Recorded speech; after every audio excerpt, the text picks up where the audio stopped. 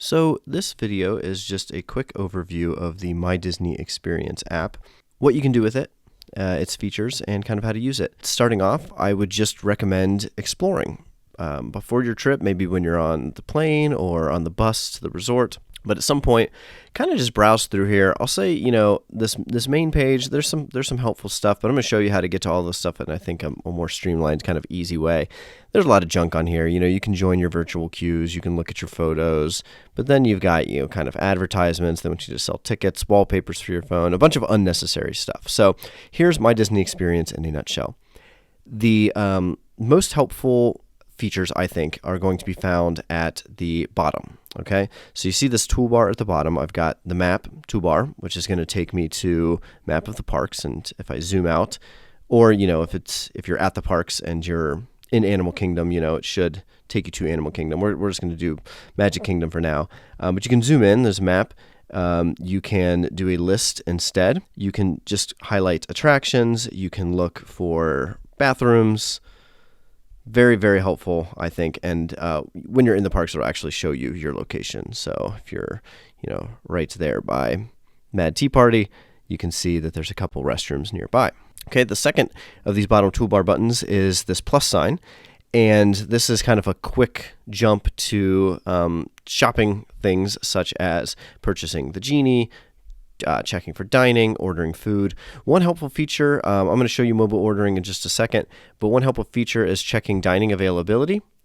You can actually, let's say I've got a party of 4, and I'm checking for,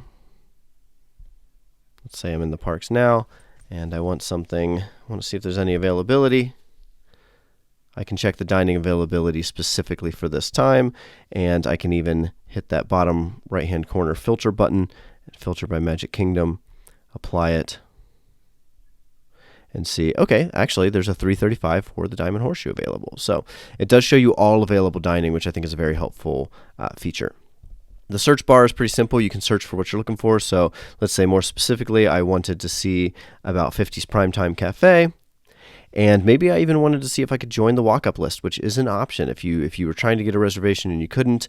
Of course, it says here walk-up list is at capacity, but if it was not, you could click join walk-up list and see when you could potentially eat there. And maybe you're going to eat there later and you want to look at the menu. You've got the menu and all sorts of fun stuff there. So you can click all those things when you're on the map and things of that sort, but I like the search feature for quickly finding what you're looking for.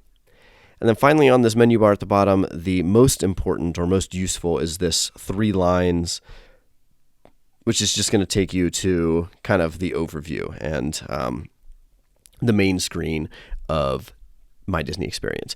So I did send out a document on the Genie Plus and the tip board and all that stuff. So, you can get here pretty quickly by clicking that.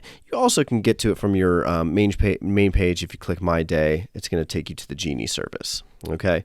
But I would read through that document if you're curious more about Genie. You're able to, I'll just do get started now to show you kind of what it looks like. But you're able to book your lightning lanes here and see how long the standby waits are as well. So lots of helpful stuff there. You also have your virtual queues. So let's say you wanted to join the Remy's Ratatouille Adventure virtual queue, or like the Santa Claus at Disney Springs. This is where you would go for that. And you could not do that right now, but you would refresh this just by pulling down. And there currently is no way to get boarding for Remy's. You've also got your photo pass, so you've got your photos here going to show up when you're in the parks, and I'm not, so I only have their kind of stock images, but you should see all your photos there. I like to check it semi-regularly just to make sure, if I was on a ride, if I didn't get the ride photo, you can submit a request for that. There's also photo pass lenses where you can do kind of like some augmented reality type stuff. Kind of neat. All right. Couple more things. Your resort hotel, you'll find stuff here. Staying at the Boardwalk Inn on my upcoming trip.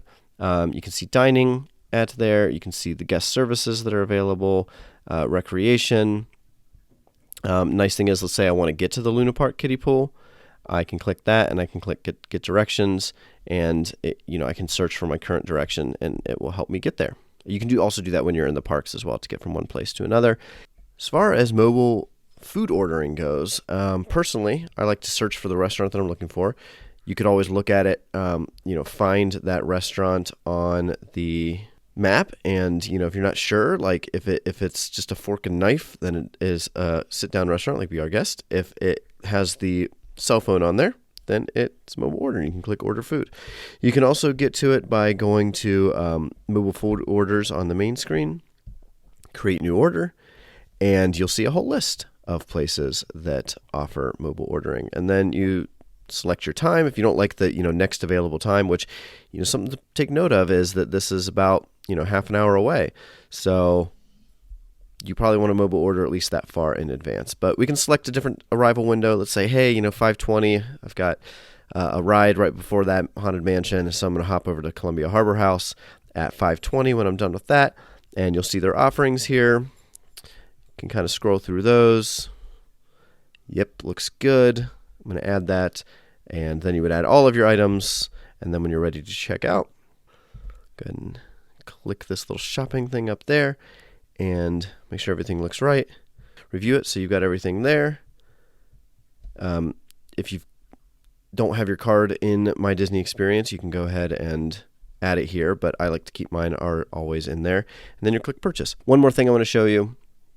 If you go to My Profile, if you're looking for friends and family, My Profile, this is where you get the friends and family list. It's kind of in a weird spot, but you click that tab and you will see all of those. But additionally, anytime you're making like a lightning lane or park pass reservation or anything like that, it will ask you who's in your party, who's in your friends, and it'll be people from your friends and family list that you can either add or subtract accordingly.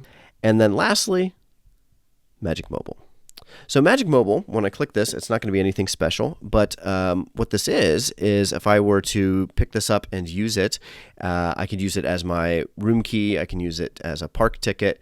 It basically functions as a Magic Band.